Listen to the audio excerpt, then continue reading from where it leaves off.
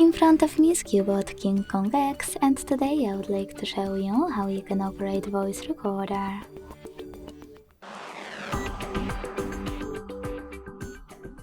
Begin by launching Sound Recorder app and tapping on this gear at the top right corner to adjust all of those options however you want to.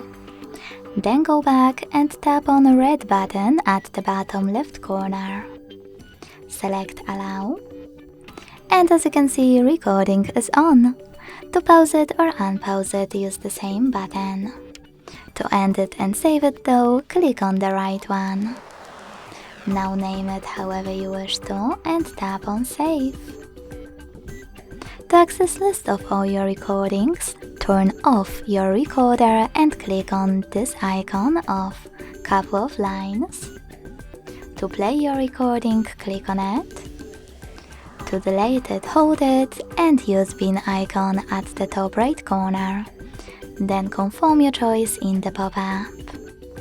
Thanks so much for watching. If you enjoyed this video, leave a like, comment and subscribe. Bye!